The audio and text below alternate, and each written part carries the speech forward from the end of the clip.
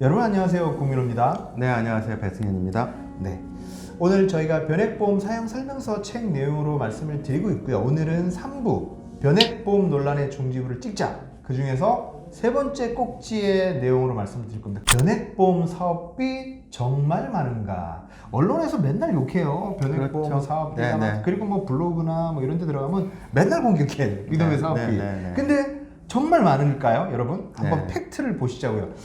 대표님, 네. 변액보험 사업비 정말 많은지 어쩐지 한번 정리해 주시죠. 네.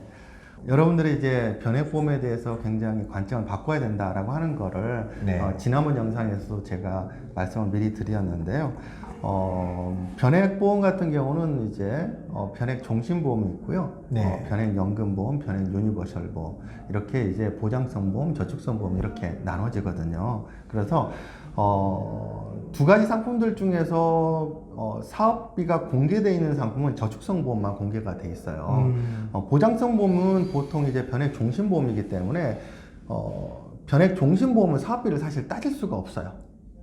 그렇죠. 네. 그거는 사업비 개념이라기보다는 그 담보에 대한 어떤 그렇죠. 위험보험. 예, 위험보험료죠. 네. 위험보험료. 그러다 네. 보니까 변액 종신보험을 가입을 하면서 사업비를 따진다라고 하는 거는 사실 정말 잘못된 관점이에요. 왜냐면은 만약에 월납 보험료가 20만 원이다. 그리고 만약에 사망하셨을 때 내가 받아갈 수 있는 사망보험금이 1억이다. 라고 하면은 최악의 경우에는 한 달에 20만 원 내놓고 그 다음 달에 사망하셔서 1억을 받아가실 수도 있는 그런 그렇죠. 가능성을 가지고 있는 상품을 예. 가지고 뭔가 보험회사의 마진이 얼마니 사업비를 내가 얼마를 내니 이런 거를 내가 비교를 하겠다라고 하는 거는 사실은 좀 적절하지가 않는 거죠. 네, 그래서 네. 이제 금감원에서도 보장성 보험에 대한 사업비가 몇 퍼센트인지 공개하라 이렇게 하지는 않습니다. 그런데 저축성 보험에 대한 사업비는 월납보험료에서 얼마가 빠져나가는지를 이제 가입 설계서에 보면 딱 나와 있죠. 네, 네. 그래서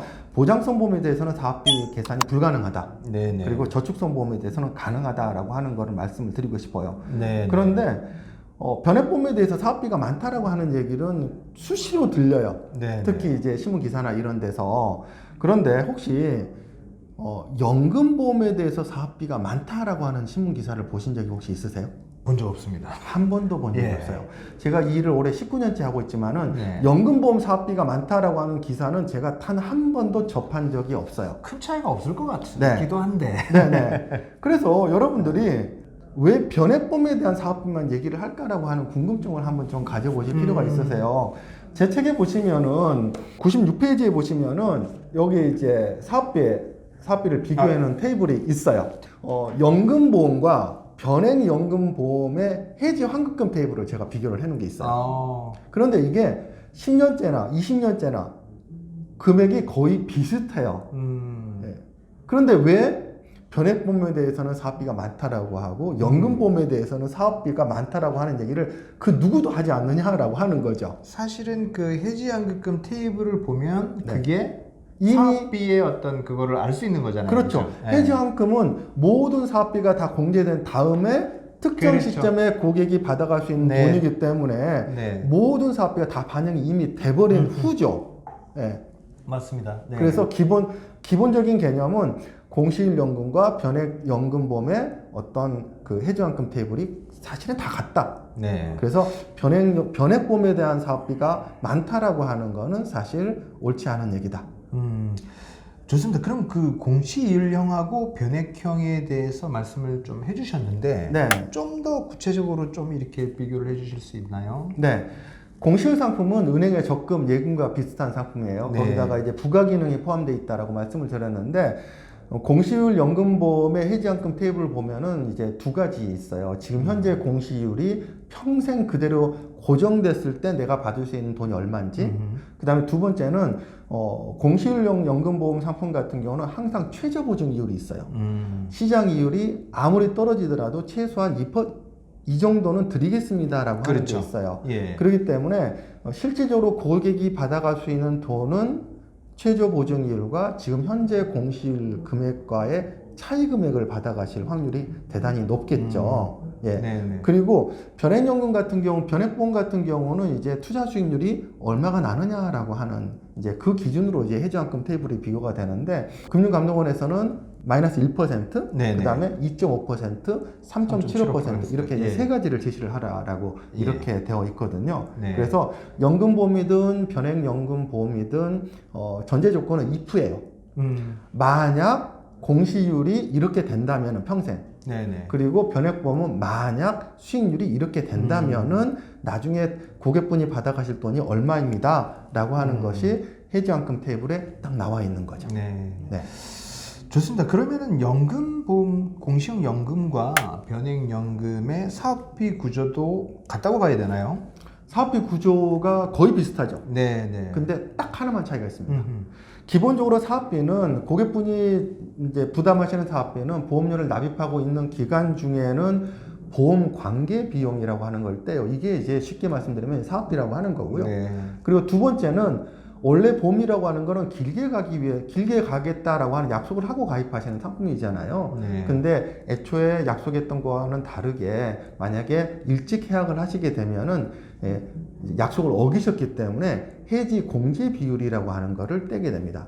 그래서 이제 납입 중에 내게 되시는 관계 비용, 사업비, 그 다음에 중간에 해약했을 때 이제 떼게 되는 해지 공제 비율이라고 하는 게 있어요. 그런데 이 두 가지 비용은 연금보험이나 변액연금보험이나 똑같이 이제 무는 거고요.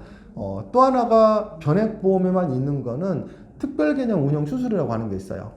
공시율은 그냥 이자만 붙여가는 거지만은 변액보험은 펀드로 운용해서 이제 수익을 내는 거잖아요. 그러니까 연금보험에 없는 펀드가 있는 거예요. 근데 그 펀드를 공짜로 운용할 수는 없는 거잖아요. 펀드면 이제 월급 줘야 될 거잖아요. 그래서 그만큼의 이제 펀드 운영 수수료가 포함이 더 돼 있는 거죠. 근데 해지환급 테이블을 보시게 되면은 변액보험은 연금보험에는 없는 해지공제 비율을 부담을 함에도 불구하고 같아요. 네. 좋습니다. 이제 말씀을 좀 정리를 해보시자면 네.